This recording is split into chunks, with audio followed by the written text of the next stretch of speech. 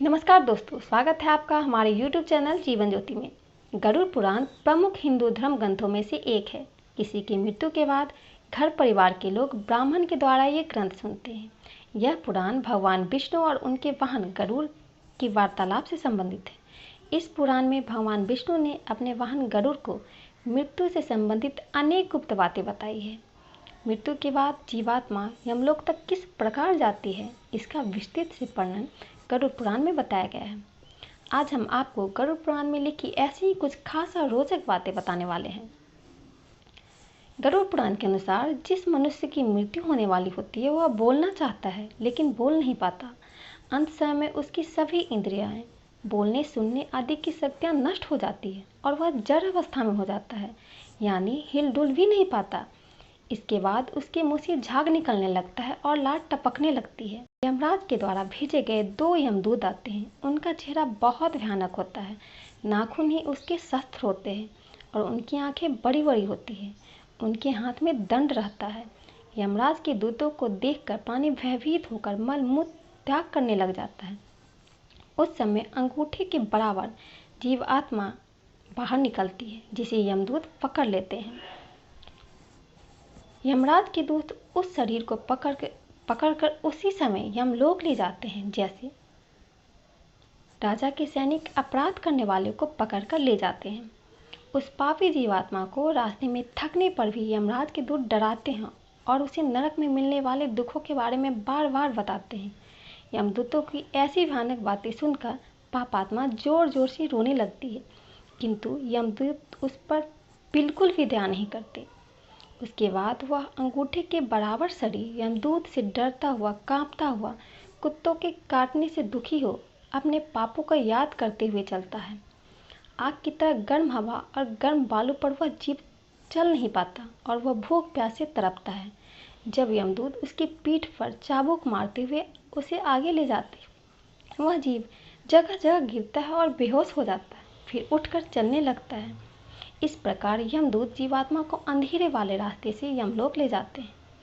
गरुड़ पुराण के अनुसार यमलोक 99,000 योजन के बराबर है। 1 योजन बराबर होता है 4 कोस, यानी 13 से 16 किलोमीटर। वहाँ यमदूत पापी जीव को थोड़ी ही देर में ले जाते हैं। इसके बाद यमदूत उसे सजा देते हैं। इसके बाद वह जीवात्मा यमराज की आज्ञा से यमदूतों के साथ फिर से अपने घर आती है। घर आकर वह जीवात्मा अपने शरीर में पुनः प्रवेश करने की इच्छा करती है, परंतु यमदूत के बंधन से वह मुक्त नहीं हो पाती और भूख प्यास के कारण रोती है।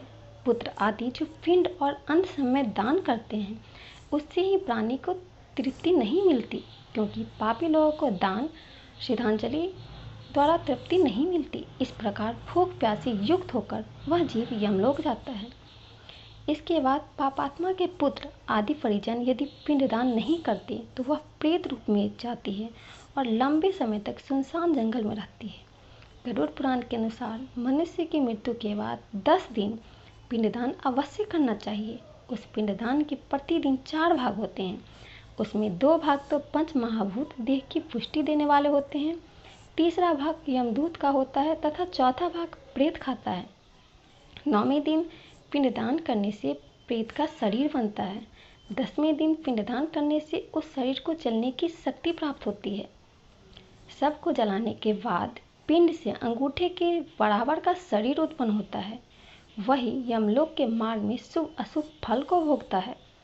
पहले दिन पिंडदान से सिर, दूसरे दिन से गर्दन और कंधे, तीसरे दिन से हृदय, चौथे दिन के पिंड से पेट, 5वें दिन से नाभि, 6ठे और 7वें दिन से कमर और नीचे का भाग, 8वें दिन से पैर, 9वें और 10वें दिन से भूख प्यास आदि उत्पन्न होती है।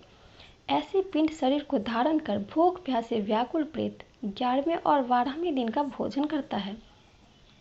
यमदूत द्वारा 13वें दिन प्रेत को बंदर की तरफ पकड़ लिया जाता है। इसके बाद वह प्रेत भूख प्यास से तड़पता हुआ यमलोक अकेला ही जाता है। यमलोक तक पहुंचने का रास्ता वैतरणी नदी को छोड़कर 86,000 योजन है। 47 दिन लगातार चलकर आत्मा यमलोक पहुंचती है। इस प्रकार मार्ग में 16 पुरियों को पार कर पापी जीव यमराज के घर जाता है। इन 16 पुरियों के नाम कुछ इस प्रकार हैं: सौम्य, शौरीपुर, नागेंद्र, गंधर्व, शालाग्राम, क्रौच, क्रूरपुर, विचित्र वमन, ब्रह्मापाद, दुखद, नानाकृतपुर, सुतुप्त भवन, रौद्र, पयोवर्षण, शीतढय, बहुविधि। इन 16 पुरियों को पार करने के बाद आगे यमराजपुरी आती है।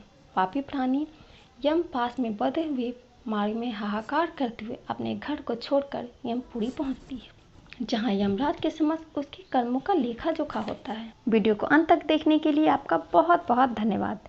ऐसी ही खास और रोचक बातों की जानकारी के लिए वीडियो को लाइक और सब्सक्राइब जरूर करें।